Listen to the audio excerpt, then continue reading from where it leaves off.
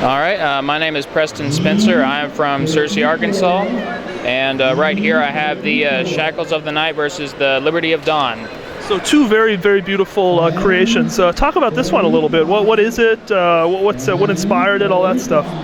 Well, this one right here, I've got a lot of people saying that it looks like the Batmobile and things like that. And so I kind of took the design from the Batman series and where he looks menacing, and then I kind of made like a starship behind it to be able to kind of match like the dark forces and bad guys and all that stuff. Very nice. And so when you're designing something like this, what does the process look like? Do you do a lot of pre-planning, sort of sketching, or do you just kind of sit down and start building?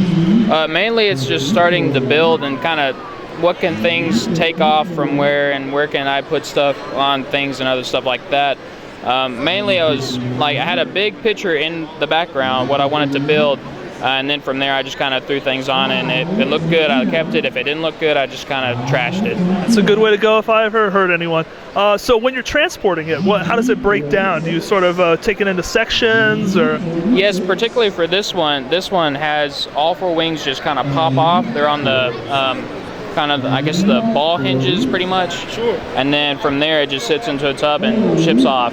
And then the big one, however, is completely solid, so that one you just pick up and carry to the back of the car, and then it's good to go. And so when you say completely solid, like it's completely just like built out with brick and stuff inside? It is completely just bricks layered all the way down the middle, and then just pretty much plates kind of covering the outside of it. That is amazing. And so describe the whole design of this one here. The whole design of this one I kind of took from the Halo series in Star Wars, where they had these giant juggernaut of a ship just kind of battling through all these space wars and things like that. And so I took the design from mainly the Spirit of the Fire and the Star Destroyer and kind of mashed them together into one kind of mix of a battleship.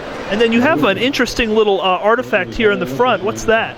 Yes, while I was building this one during the summer, I talked with my school, and they let me use their 3D printer to kind of come up with a main design. And I was able to go there, 3D print it, and it just turned out beautiful. And so is this something that you did before you were building this, or at the same time as? Or? This was kind of during the same time, so I kind of wanted to see what it looked like completed, so I was able to use a 3D printer to do a little bit of rapid prototyping? Yes. And so maybe delving a little bit more into this build, how did you source all of these pieces? Was it a BrickLink situation, or going to Lego stores? It's a lot of brick.